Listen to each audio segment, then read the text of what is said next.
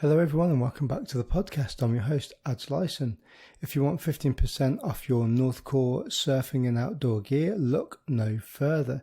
Go to Northcore on the internet and use the code, capital letters, GrumpySurfer15 to get 15% off your purchase. On the podcast today, I have one of the most notorious and controversial surf journalists thanks to his work on his online media platforms, Beach Grit and Lodge Grit. He's also the author of books like Welcome to Paradise, Now Go to Hell, and Cocaine and Surfing. He's also the host and co-host of podcasts Dirty Water with Derick Riley and The Grit with David Lee Scales.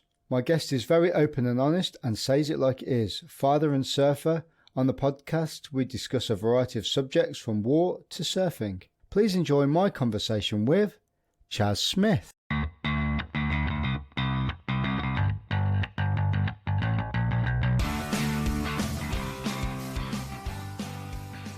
represents a snowboarder named Travis Rice, who decided a couple years ago that basically he wanted his legacy to be a big mountain kind of snowboarding tour. And so she's been working hard with him on that for the last couple of years, and then this past weekend it just ran. It's called Natural Selection, and it was absolutely incredible to see, and the snow was epic in Jackson. So yeah, a lot of fun. You managed to take it, you managed to go up there. You've got you got a daughter as well, haven't you? I do, yeah. 8-year-old daughter. Yeah, my daughter's 8 as well. Oh, nice. How fun is 8? I know, it must have been quite hectic pulling that round with you too.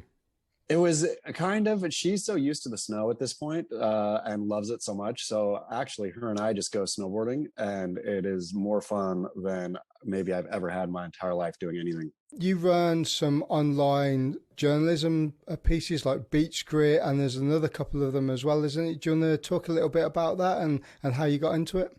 Yeah, so Beach Grit, I started with Derick Riley, who was the co-founder of Stab. I think we started about 8 years ago, where it was right around the time that I was finishing up my first book, Welcome to Paradise, Now Go to Hell.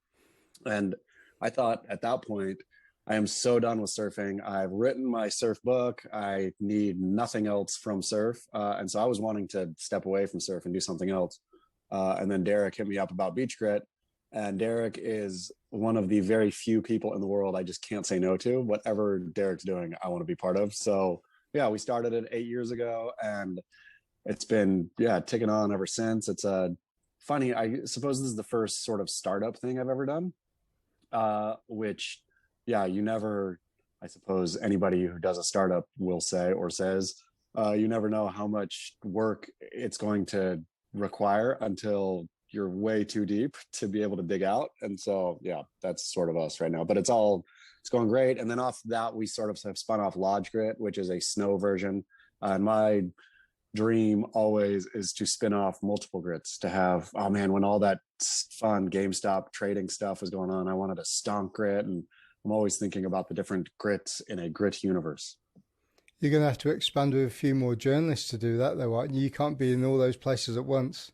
No, and I need to do it even with the Lodge Grit now. That's part of my problem, I think, is I'm not very good at delegating tasks. And so, I just do it instead of where I should find other people to do it always. But hopefully that's what happens with the rest of them. How would you kind of generalize what Beach Grit is and Lodge Grit? Would you say it's you kind of making controversial bits of journalism? You're trying to find sort of like the tidbits and make something out of it. How would you kind of generalize what it is that what your output is? I think, it started, I suppose it's always been the same. I just think that the surf world and the snowboard world, I suppose, but the surf world is the one I know more, and it's just such a wacky, funny world. And the media has been, I feel, so muzzled, more or less. I used to, work at Surfing Magazine back in the day, and it was always, there's so many things you couldn't write about or talk about or share. So I think when we started Beach Grit, it was like, let's just blow the doors open and let's talk about everything we want. And, to hell with, which is probably not a good business model, but to hell with sponsors, to hell with whoever, if something is out there and it's true and funny, and or true and or funny, it's worth writing about. And that's one of the, I mean, greatest things ever about Derick is sometimes I'll pull back a little bit and say, oh man, I got this funny story and, but it's going to really burn XYZ brand or whatever. And he's always just laughing. And of course you write it. Like you never, ever, so I guess that's sort of how it's evolved into. It's a website for the people. It's not for the brands or for the pros. It's for the people who read. That's the only thing we care about at the end.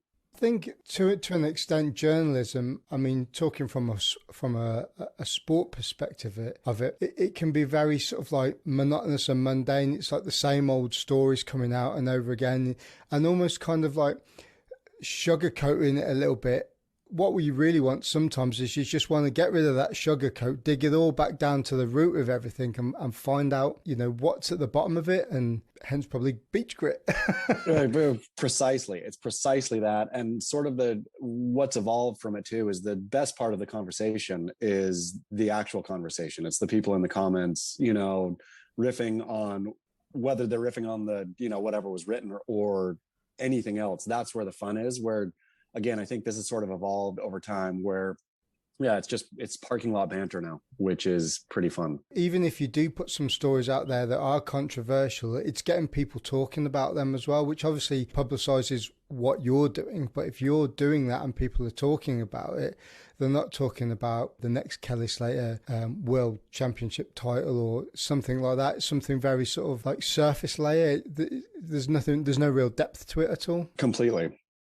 And we've had, I feel like, at Beach Grit, we'll throw, not afraid to put politics up or, whatever. Like, I think as long as people are having a conversation, again, even in this time where, or at least in America, and I'm sure in England too, like everybody's so polarized, being able to talk with people who believe differently than you, which I think a lot of people do on Beach Grit, and, but they at least can have a conversation, which I think that's more and more rare that those spaces exist. I'd love to know a little bit more about your background. Where did you grow up and how did you evolve into becoming a journalist? So I was born in California, but grew up on the Oregon coast. My folks moved there when I was 2 or something. That's sort of where my cousins lived in San Diego. So we'd come visit them, and I discovered surfing from them and brought it back up to Oregon with me and just loved to surf. That was so much my identity. I hated Oregon. I hated the bleak, cold, rainy Oregon coast. And even though obviously I was surfing in the bleak, cold, rainy Oregon coast, but as long as I was surfing, I felt like I was part of something bigger. I felt, would imagine that I was in California or in Hawaii or in Australia. And then, so loved surfing, went to college, my degree was intercultural studies, and got a master's degree in linguistics with no thought to ever be a surf journalist or a writer. I loved reading, but I never even imagined that. And then friends and I started traveling to surf sort of dangerous places. As it happened, I suppose, started writing about that, and then that accidentally became a career, surf journalism career. What would you think was the first major piece that you wrote? You thought I've kind of made it to do what I want to do? The first one I remember. So right after 9/11, 2 friends and I went and surfed in Yemen, and my one friend wrote the story for Surfer magazine, and then I wrote the story for Australia's Surfing Life. And I remember when I was writing it, just thinking, I can't believe it. I am writing, surf magazines meant so much to me growing up. That was my, hook into that culture, especially being isolated up in Oregon. I just devoured surf magazines. And so I couldn't believe that I was writing, for a surf magazine. And I thought, okay, I've totally arrived. I didn't still think that I was going to be a surf journalist, but I thought, okay, this is going to be good. I remember getting the issue in the mail, running to the mailbox, getting it, opening it and reading it, and thinking, this is the honest to goodness worst thing anyone has ever written, ever. And so I stopped writing. Like, I thought, this is okay, great. At least I know I'm not a good writer. This is awful. And then we were in Lebanon, I think a year later, and I took another crack. It was for a magazine called Vice, and my buddy was having trouble with the story. And so I just said, give me a crack, and wrote it like a total jerk. and Vice liked it, published it, and then I thought, okay, I found my voice. I just need to be a jerk. Well, at least you found your niche, didn't you? Yeah, exactly. The jerk niche. Yeah. So, but then, yeah, like I still didn't, yeah, I was teaching English at the time at university. Yeah, I still, didn't think it was going to be something until I suppose it just sort of became something. I wrote enough where, yeah, I didn't have time to teach anymore. What made you want to go out to Yemen from, September 11th? I studied in in Cairo for 6 months as an undergraduate, and really fell in love with, Arabic culture in general. Could speak some Arabic, knew enough about Islam, and then my best friend was getting his PhD in Islamic studies at UCLA, and so we had this kind of shared interest, and he and I had done a trip to the Middle East when we were kids, and just running around. And so just the idea of it, and the just having enough background, I suppose, where once 9/11 happened, it was fascinating, or obviously, sad and whatnot, but also super fascinating. And the more I heard this Osama bin Laden character and that he was from Yemen, I remember seeing pictures of Yemen as a kid, National Geographic and stuff, and thinking it was amazing looking, but had never considered the coast. But as soon as, the more Yemen was in the news, I was just started to stare at the coast, thinking this coast has to have waves, and nobody had ever surfed it. So it just became like a perfect mission. That sounds absolutely epic. When did you end up going out to Yemen? Like 1 month? It was summer, so I think we landed at the start of June, and then we're home by, I think it was late August. It was a 3-month run. Because I want to put some context into this, because I was up in the Tora Bora Mountains come February, March time. That is a very cold. Yeah. And it was the first time that I'd ever been at altitude as well. So we were like, I think it was like between 19 and 20,000 feet. We were based in Bagram, but we got flown up by Chinook helicopters up into the mountains to go and search for the Taliban. What year was that? That was September 2002. I just done a course to become heavy weapons, and I'd gone up to Scotland, and then within 6 months, September 11th had happened, and we were flying out to Afghanistan pretty much. Oh man, how did you find Afghanistan? Do you know what? I've done 3 tours of Afghanistan and Iraq, and Afghanistan is probably one of the most beautiful countries in the world. I've read a few books on the culture and the history, and I was really, really interested in the hippie trail that went through the Middle East and into Asia. And you can see the beauty behind why people would want to go there. It's just such a shame that it's in the dire straits that it is now. And what I was really interested, what I really wanted to talk to you about really is, what your thoughts of a non-military person going over at that time. It must have been crazy. Yeah, I mean, it felt unhinged in just the perfect adventure kind of way, right? Like where, I mean, the Taliban, or I'm sorry, Al-Qaeda was running all through, Yemen at that time. I mean, obviously it was everywhere, but getting to have conversations with actually, I mean, virulent, violently, angry Islamists. I don't know, there was something about it that just felt so amazing. And it was great to, again, I suppose like the Beach Grit comment section, there was something about being able to bash our ideology against theirs and have real conversation, which at that point, I mean, I think it was dangerous, obviously at times and whatnot, but overall, I mean, people are people, and people still want to talk. Right. And I don't know, there was something, especially when I look back on it, something magical about both the time and the place. Yeah, I personally, I really like the Middle East, as a place, as a destination.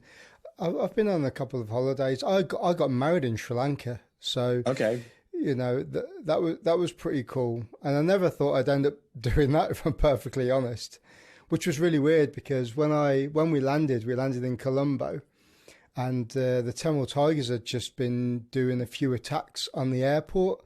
So Yep. me and the missus rock up, land at the airport, come out, these armed security guards everywhere, and basically the army, and there's all these security checkpoints, and we're going down to this place called Bentota, which is on the probably about a 20-minute drive from Colombo on the west coast. And we come out there, and these armed guards there, and you've got all these concrete blockades up, and we're going down, and I thought, oh man, I hope nothing happens. And then literally the day after we'd got to the hotel, the Tamil Tigers drove a suicide bomb into the side of the airport where all the sentry posts were.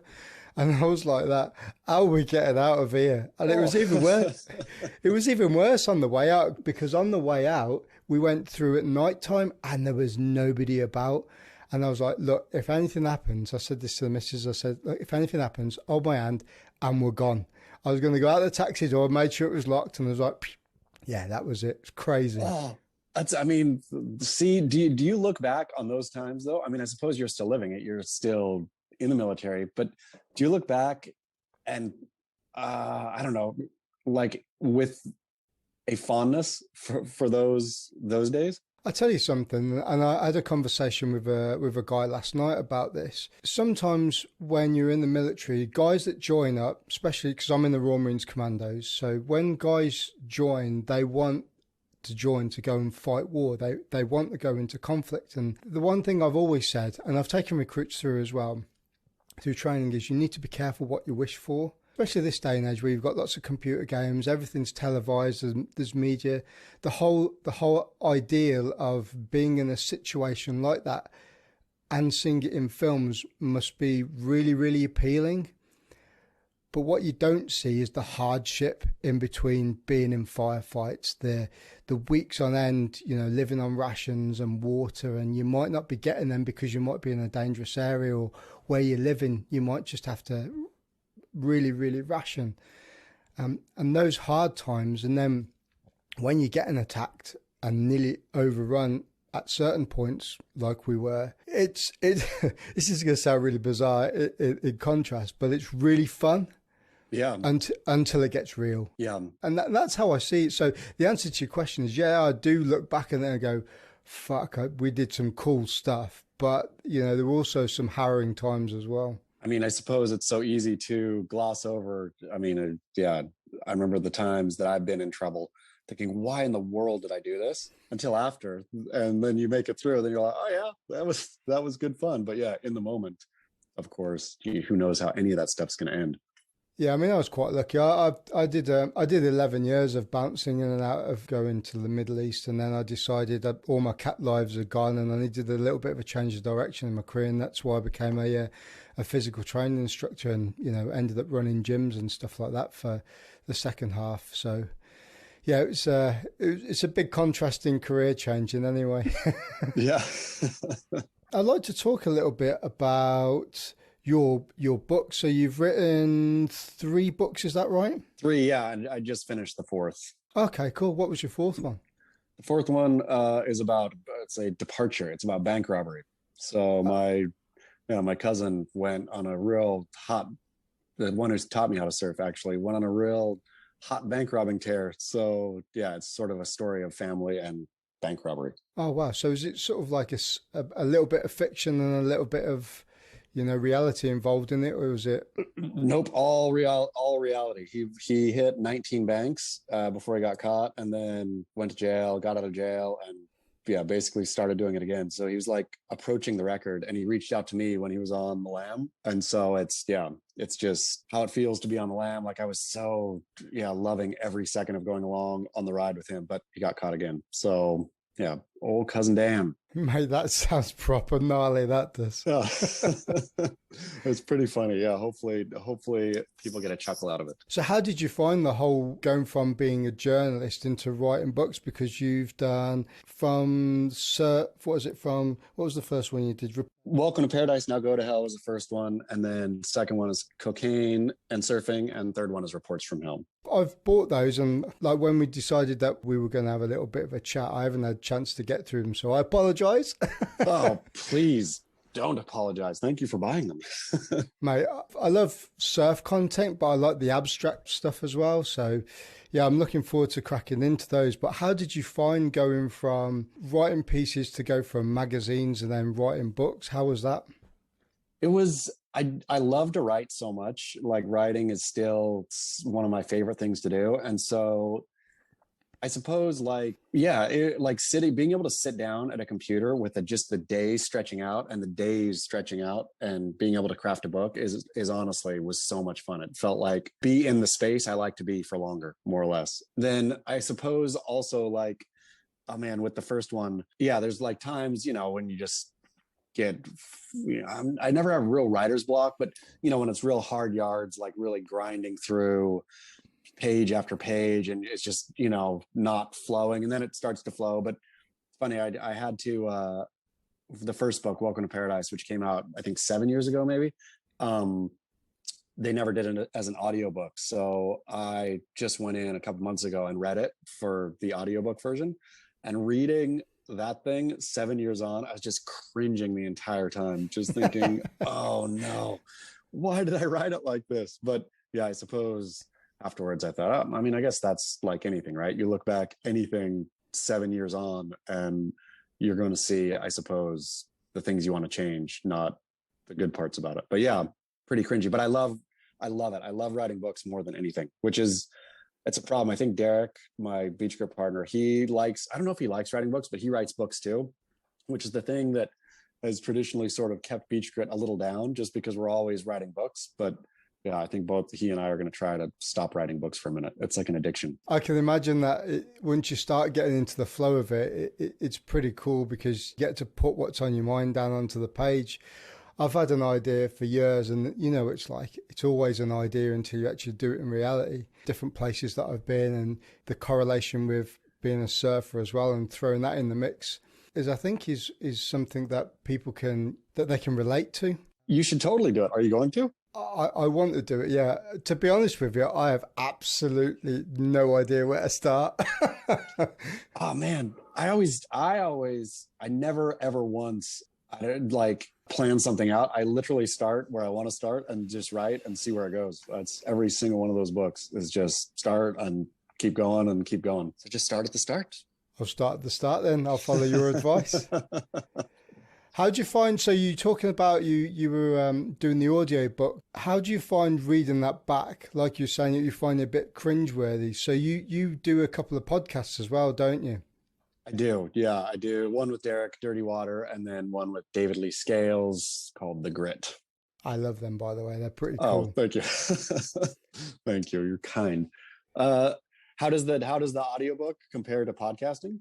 Yeah, so do you ever listen to your conversations that you have in your podcast? Do you listen to them back? Hell no. I'm sure it would be just as even more cringeworthy. The only time I've done it was we had on The Grit with David Lee Scales, we had Chuck Patterson on recently, or I guess that was maybe even our last show, who went skiing on, whatever, at Jaws or Mavericks, wherever it was. Yeah. Listen to that one. That was good. Yeah. So I went back because I remember we had made fun of, or didn't really make fun, but sort of had made fun of him in the podcast previous. And then he reached out to me and said he wanted to come on. And I was like, oh, this is amazing. But so I went and listened to the one before just to see. I wanted to pin David Lee on something mean that he said with Chuck Patterson in the room. So that's the only time I've ever gone back and listened. But otherwise, once a podcast is done, it is dead and buried. Have you ever listened to yours? Do you go back and listen to them? I have to, because I do all this myself. So I do the podcast. Yeah. I then go back and do all the editing. So I take all the ums and ahs. And for instance, I know for a fact in the last 20 minutes, the stuff that I'm going to have to cut out of this. Does it make you better, do you think? Does it make you, I mean, I should probably go back and listen to mine and become a better podcaster. Do you feel like listening gives you sort of an ability to edit? It does. I think it makes you think a little bit more about the way that you word things. So the very, very first one I did with a friend of mine called John Thompson, who got a Conspicuous Gallantry Cross, which is one of the highest bravery award you can get in the military, the Victoria Cross. And because we were really familiar with each other, we were like effing and blinding and swearing. It was quite good, but there was literally no structure to it at all. So it must have, so, you know, and being in the military as well, we had a lot of military slang in there, which probably people really didn't understand either. So as I've gone on, I've been doing this nearly, 10 months now. So I've done this will be nearly my 40th podcast that I'll put out there. You slowly learn how to kind of construct it. So I've got notes down here. I never used to do that, you know, little talking points, and I tick them off as I go along. And I have to take out, like, I say a lot. So you wouldn't believe, listening to a podcast back, how annoying it gets listening to somebody go Oh, that's a great point. I'm going to take that in and make sure I don't say Yeah, and the other one is, do you know? Oh yeah. There's Do you know? Yeah, you know? No, that's it. You know. Do you know? I cut it down. You know? You know? So I have to go back and cut all of them out. So if I've done a podcast that's maybe like 2 hours long, it goes back to about an hour and a half because I've said it that many bloody times. That's really good. But it's a cool process though, because you know, like I'm saying it again, you get used to your own voice, but you also get to pick up on what other people are saying, so it doesn't sound like they're an idiot when they're talking to when they're not, if that makes sense. Did you hate the sound of your own voice prior to this podcast thing? Yeah. And then do you not hate it anymore? I've just got used to listening to it back because I know I've got a really deep voice, and I'm from the Midlands, which is central of England in Birmingham. So it's renowned for being a really sort of like dry and monotonous tone of voice. So yeah, I've got used to it. I don't know whether other people have or not. I don't know. Oh man, I used to hate the sound of my own voice. Where I guess podcasting, exactly what you say. I don't like it now, but I'm used to it. It doesn't like jar me when I hear myself back. It's just, oh yeah, that's how I sound. Have you and David ever had anyone on the podcast that has been really hard work to try and get a conversation out of? Feel we have who I feel that Derick and some of our early guests were harder for me. Like I think we had, who was on there? There was some surfer where it just felt like, yeah, really like just dragging it out, where those ones when I'm sitting and looking at the clock and every minute just seems like an hour, when it's just like, oh, or when you know somebody's talking and that's great, you know, like they're just flowing, but I like that they're saying something really boring and going on and on and on and on and on. And I'm not going to step in and say, okay, this is literally boring. But yeah, like those are the ones that I'm just like dreading, thinking, oh, poor people. But I think David Lee and I, trying to think of a rough guest, I think it's all been fairly easy over on that one. The majority of people I get on here, half of them I've never met before. I'd say a third of them maybe I've said hello to maybe once or twice, and then the other people are, you know, I know they're either surfboard shapers, they're in the military, or we've had passing and we can have conversations. There's that familiarity with it as well.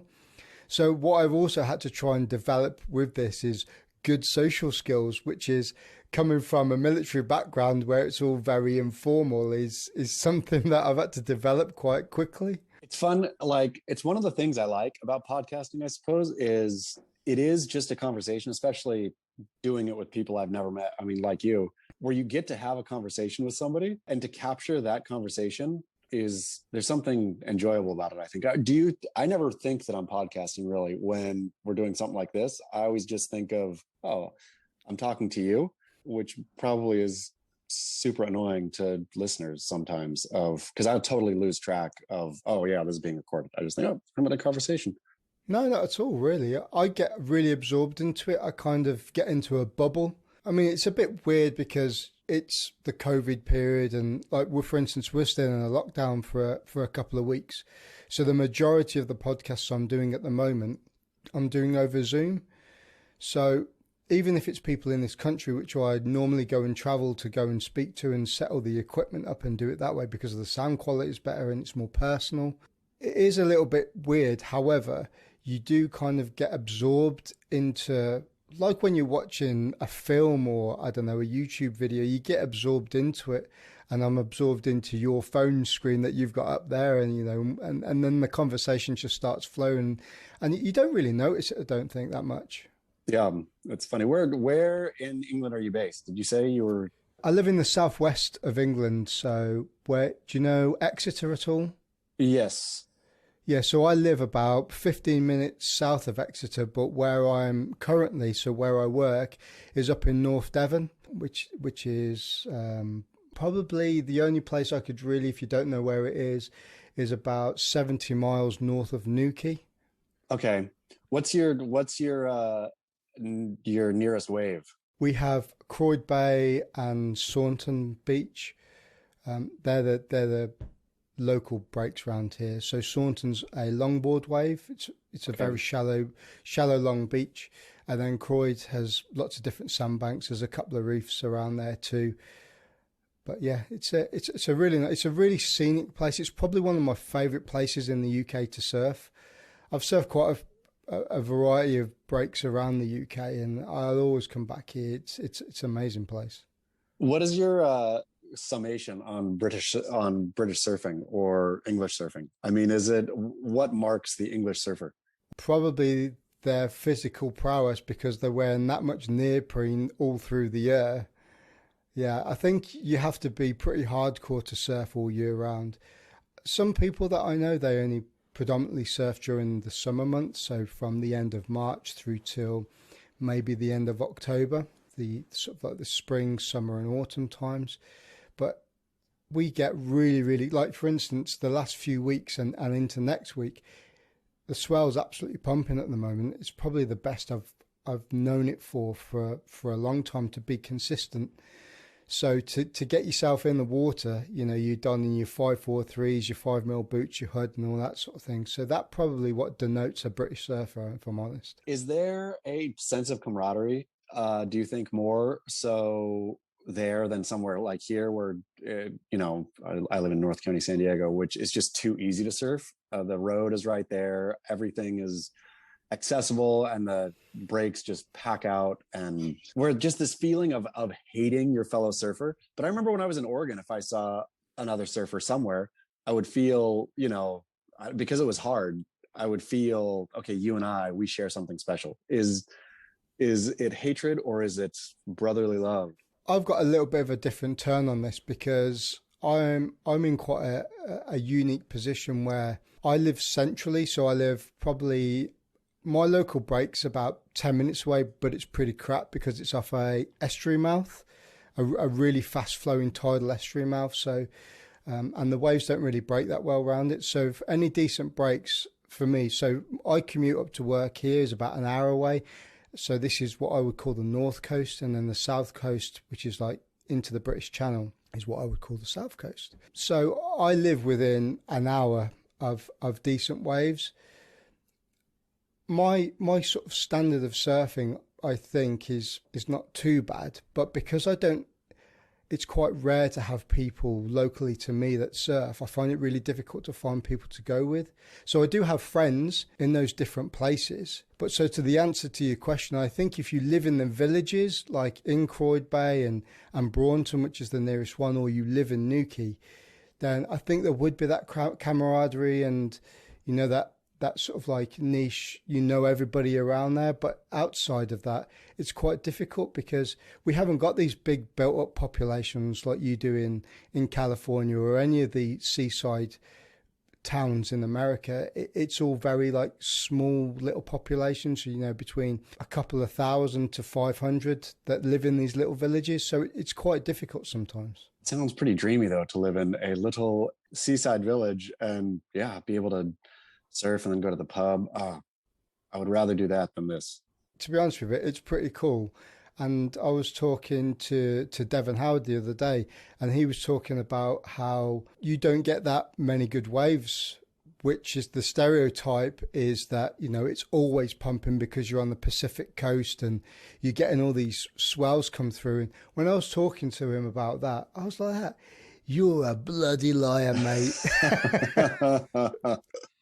But then I was also thinking as well, because I had a conversation with a shaper the other day, and he was saying that the boards and stuff that, say, for instance, that come out of Channel Islands are predominantly really shaped for decent waves. And if you compare the waves that break in California to what they are here, a rubbish day for you would probably be a really good day for us. Does that make sense? Yeah, of course. There's loads of different comparisons, and you could probably go all day on about talking about stuff like that, For sure. How do you find the local surf scene around you? I mean, obviously you've asked me the question about here. Let's turn it the other way around. What's your thoughts? I mean, there's something to, of course, California surfing, as sort of the epicenter, I guess, of surf culture, or historically, or an epicenter, I should say, of surf culture. North County, I like a lot better. I think, I don't know.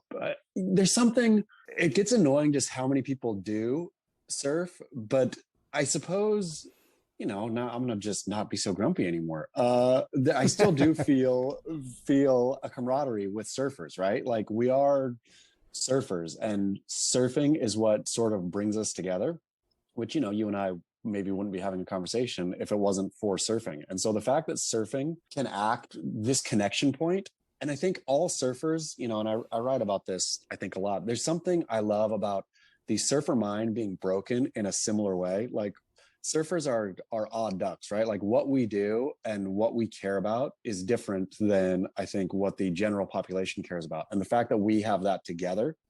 So you meet a surfer, from anywhere in the world, and you share something. I think even the way your brain works, even the makeup of what you value, yeah, you'll share with surfers around the world. So all to say that it does feel nice, as much as I complain about crowds and whatever, to be part of a, North County, San Diego, where surfing is so essential to here. Like, to be part of that, in the middle of that, there's something that feels nice about that.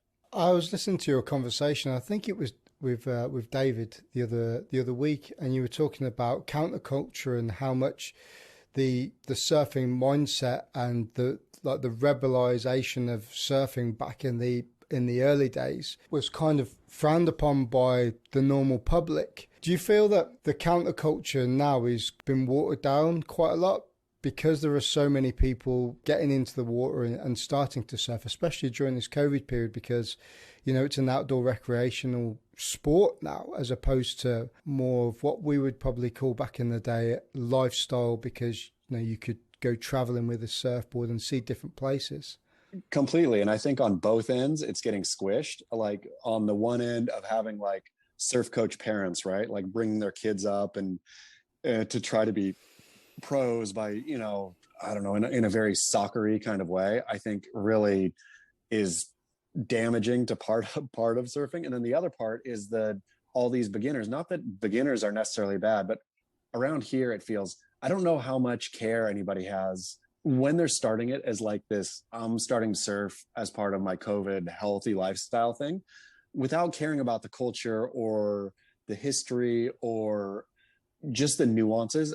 And to me, yeah, so I think that's a huge bummer. I think the part I love about surfing, or I don't know, is it's so much. Surfing to me is about so much more than surfing, right? Like, there is the act of riding waves, but surfing from my whole life has been, my identity and the thing I care about, and the history, and my, even relationships with people like, Matt Warshaw or whatever, these real surf-based relationships I have. It's just so woven into my life at multiple different levels and in multiple different ways. Yeah. And surf as more than surf. I don't think I don't like it as sport, and I don't like it as, this is my healthy lifestyle activity. Like, and yeah, I don't know that the soul of it is necessarily being damaged, but I definitely think, or feel responsible for, with Beach Grit and everything else, to keep this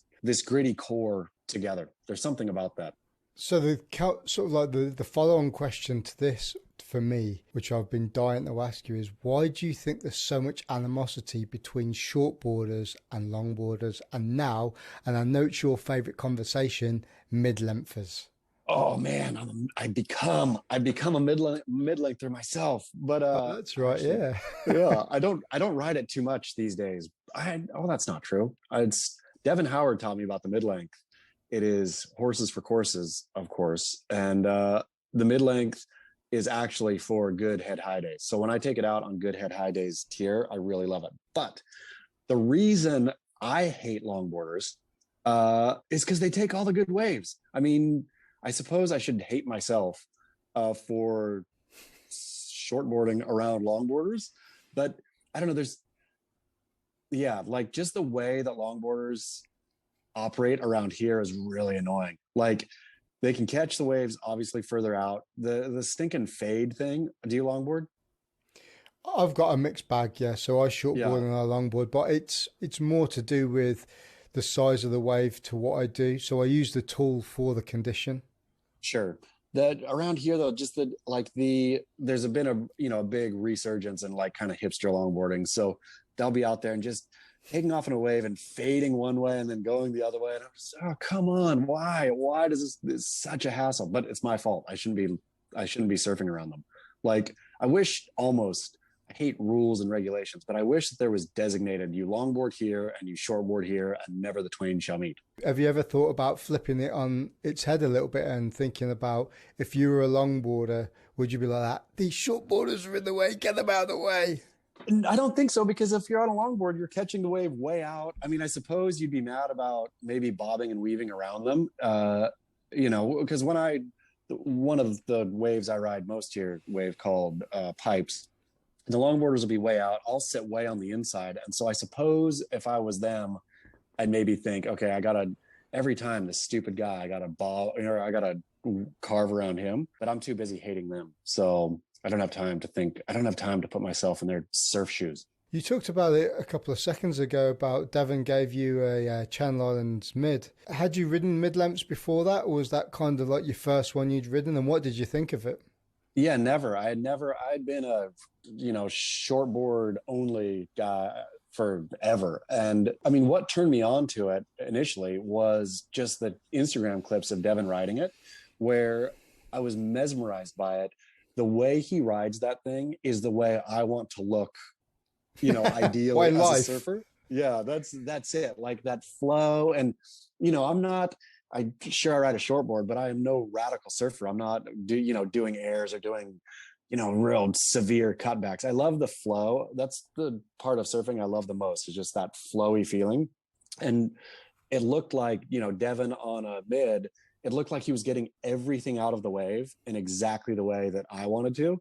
And so having Devon as my spirit animal guide into mid-lengthing or riding a mid-length was so important, because I would have thought, okay, a mid-length is for crappy days, right? Your shortboard is for good days, your mid-length is for crappy days.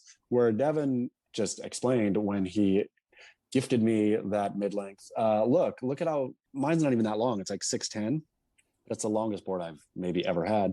Him just saying, look at the rail here, right? You have a lot of rail, so you need wave for that. So it's ride your mid-length when it's shoulder high or above. And around here on like a real, shoulder head high day, oh, it feels so good. I mean, those mid-lengths are sort of made for North County, San Diego. The waves here, or where I often surf, is not, super critically steep or barreling or anything. So it just feels so nice to get in there, to be able to catch the wave a bit earlier, to have that much board to sort of bite the wave too. Like, I was out, I suppose a couple weeks ago now, but took off on a, for around here, a big sort of steep wave. And just the way the board, with enough weight and everything, it just like dropped in. And I thought, okay, I totally get it. And I mean, I understand why these things exist. Like, you need board sometimes for condition, which I've been loving it. Do you not think sometimes, though, you've got a guy like Devon who's created with Brit this Channel Islands mid-length, and now it's pretty much sold out of everywhere. But there's also a counter to that as well. So everyone like you've seen the clips of Devon riding it, and some, Michael February and Stephanie Gilmore and loads of other people that ride for Channel Islands too. But the kind of counter to that is people want to buy that board to surf like that. However, they are high-end athletes. So then you get these people that are buying, look, I'm going to be blunt about it, pretty expensive surfboards for probably something that they're not going to be able to ride. And that goes for like other boards as well. You know, Sharp Eyes with Philip Toledo and all the other pros that have got these branded boards out that, you know, people want to ride, but it's not necessarily the right thing for them. Completely. It's funny. I've like my whole life or whole surfing life, especially I remember with early on with Matt Biolis, I would get a Lost board from him and I would always ask him, hey, Matt, what should I get? And he would always say, how the hell do I know? I've never seen you surf. You know, I don't know what you should get. And I would be furious at him always, like, you don't have to see me surf. I can tell you how I surf. I surf not very great, but, you know, passable. You know exactly how I surf. You've seen enough surfers to know what not very great, but passable looks like. You know how tall I am. You know how thin I am. You know how I walk. You know how I move. Just why is it so hard for you to tell me what board I should be riding? Which, exactly to your point, I always want people to tell me what I should ride. I don't like, because I feel I go and make bad decisions by myself. I mean, I look at my quiver through, you know, the years. I mean, when I was in first came down here, I got like the most potato chippy epoxy board that works on nothing and never worked and was awful. But for exactly to your point, I'll see somebody ride, I'll see Kelly Slater riding something and think, oh, that's what I want to ride. I have no business to ride anything that Kelly Slater's riding. So yeah, like Devin sort of explaining to me this mid-length thing, that was maybe the first time that I've had somebody both, you know, off or give me a board and tell me how to use it.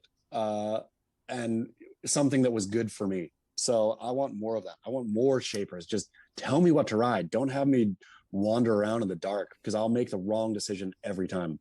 I think everyone's really guilty of going onto YouTube and seeing what other people. I mean, look, I don't know whether you're the same as me. I hate seeing photos of myself and I hate seeing videos of myself because the only reason why I say that is I'm very self-critical as well because I've got a little bit of a knowledge background and coaching background as well. We've all watched technique videos, you know, like, right, this is how you compress. This is how you do a top turn. You need to rotate your hips, look back down the wave and bring your arms around and blah, blah, blah, blah, and all that sort of stuff. And then you think you're doing it. And then when someone takes a photo of you, you're not, you're like that. Oh man, this sucks. You're absolutely not. Oh, I don't ever get photographed on purpose, but the times that I accidentally have, once in particular, I was in Mexico and they had one of those, you know, beach people shooting on the beach. And I knew that person was on the beach. I thought I did the sickest cutback on a critical wave, like right in the pocket. And I thought, okay, that was a legit move. Went in, beach photographer said, oh, I've been taking pictures and I got some of yours. And I'm like, yeah, I know you got that one. It was sick. Saw it. It was a tiny little wave. I was way out on the shoulder doing who knows what, standing directly upright, just so awful. Yeah, I hate it. I'd like to talk to you about the WSL and what's happening with that at the moment. What's your take on this whole COVID thing and the tour going to Australia, but different places getting cancelled? How do you see this whole season going out? Because I just think that it's just a juggling match at the moment and they're dropping balls all over the place and people are throwing apples in and they're like that. Oh, let's try this. Yeah. I mean, it's funny.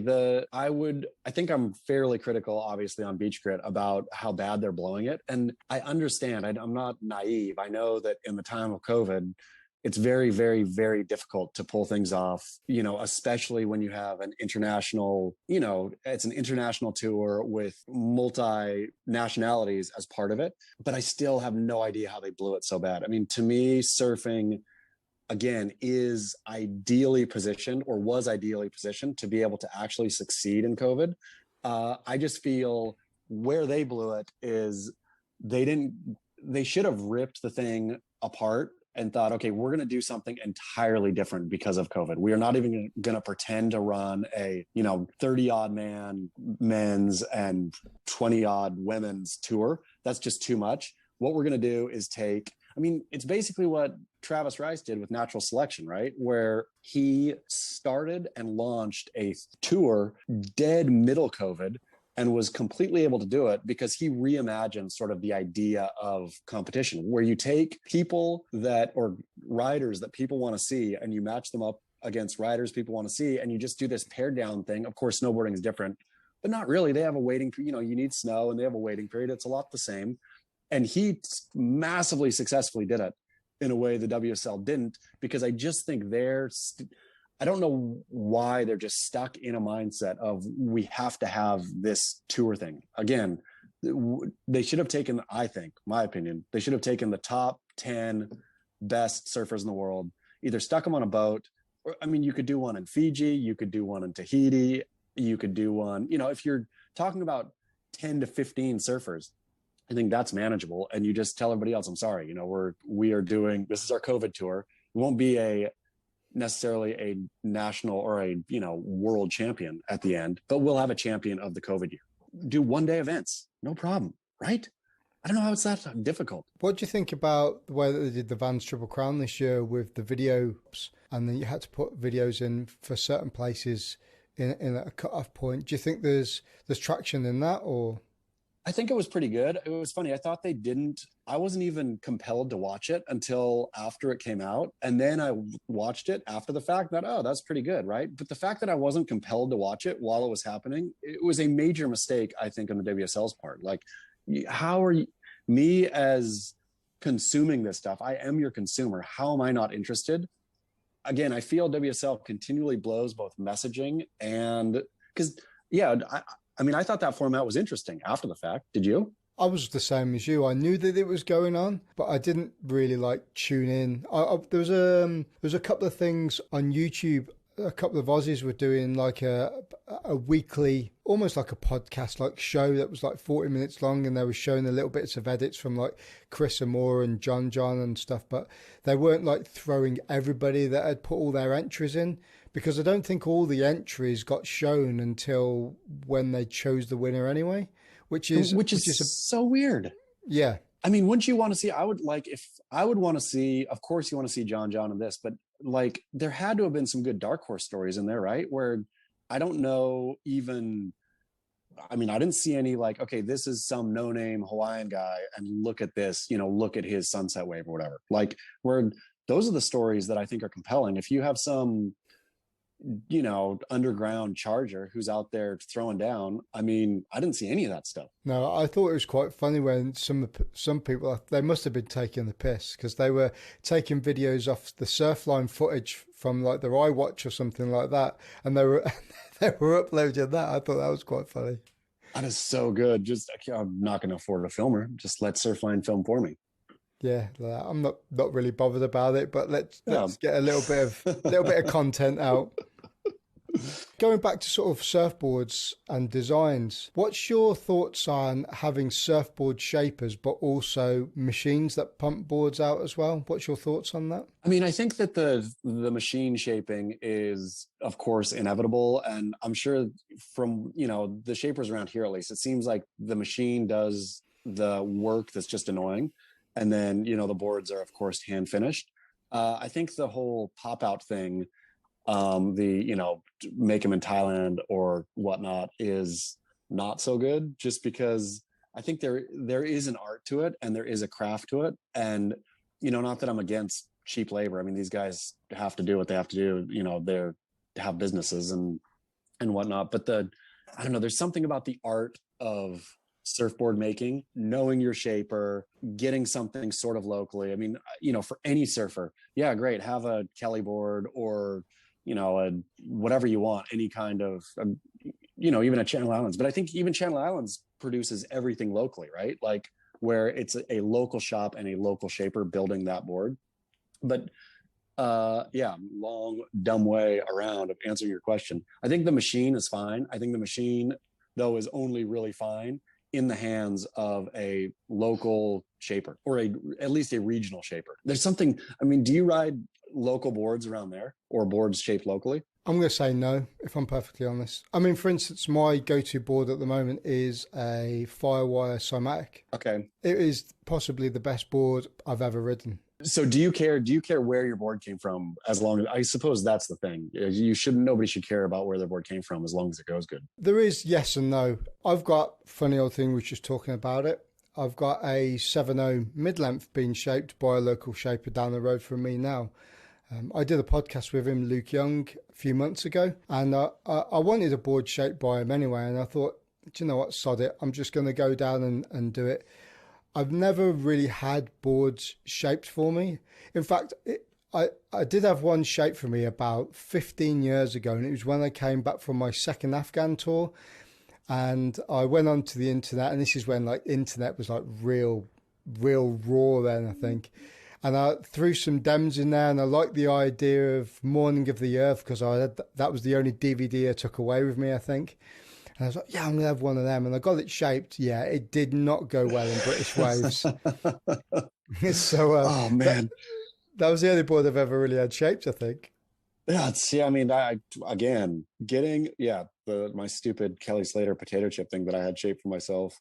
So dumb. I had no idea what the dimensions were. Like, that's having a shaper, like Devin, that the mid-length I have was shaped for me, but Devin took care of all the dimensions, right? Like I didn't throw in my dimensions. He knows what I want. Where I think if you have a shaper who knows you a bit, who has seen you surf, or at least is vaguely aware of how you surf, a good shaper, they're the magicians. Like, I don't want to throw in what I think. I don't know.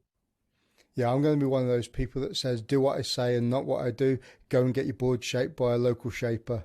There is something to it. I think a local shaper who knows the waves, in your region, I always think theoretically is the best person, as long as they're competent, is the best person because they'll make you a board.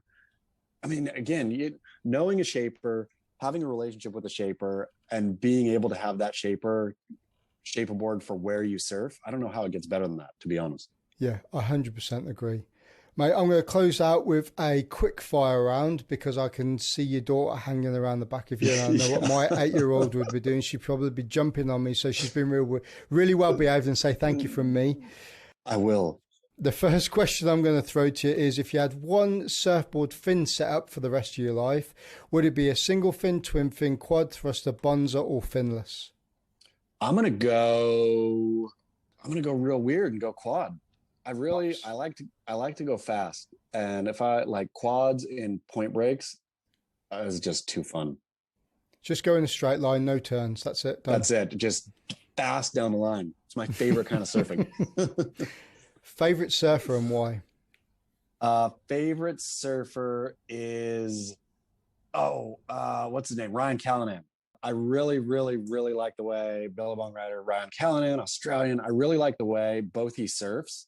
And I like his story. I like that he was, the darling up and coming kid, and then sort of fell on hard times and is back now. His sort of, I don't know, the progression mixed with the maturity, I really, really like in his surfing, and his go for broke way he surfs. I love. He never safety surfs. I think that's the most constructive answer I've had for that question. The first surf film you ever watched? First surf film I ever watched was a Christian surf movie called Son Riders, S-O-N Riders, which featured, I think it was Mike Lambresi, and I don't know, it was who else was in there? I should know all of them. But yeah, it was a Christian surf movie. I've never seen that. Oh, Son Riders. Hot. Son Riders. The last surf film you watched, full-length edit or full-length film, not an edit? Can we count Tom Curren's as a surf film? I suppose that counts as a surf film. Now it's a little too short, huh? Well, I don't know. I liked it, and I've watched it about 50 million times. So if you add those minutes up, yeah. I mean, I literally watched that thing 4 times, and I've never watched a surf. Or I can't remember the last surf movie I've watched more than once. That thing absolutely blew my mind. Just the way, not only Tom surfing, but the way Vaughn put it together. It was I thought it was a beautifully well done film. But like full length before that, I think is probably last one. Maybe Year Zero, Joe G's. And the last question is your dream surf trip. I'm really, really, really going to be boring here. it is just Salina Cruz. It is Punta Conejo, Salina Cruz. That right point is just too much fun. Like, it's simple, it's Mexico, and yeah, a head high, little above head high, right point. Like, you can keep all your island reefy stuff. I'll just take a head high point. Love that, mate, because everybody that I've spoken to is like, I want to go on a boat trip to the Maldives. Yeah, no, I mean, sure, it'd be great. Nothing against it. But yeah, just being able to rock up and have a head high point and surf all day, too much fun. Chas Smith, thank you very much for talking to me on the podcast, and I appreciate your time. Thank you so much for having me. And that's it. If you're enjoying the podcast, please like, share, and subscribe on your podcast provider. And also follow the Grumpy Surfer on Instagram. Thanks for listening.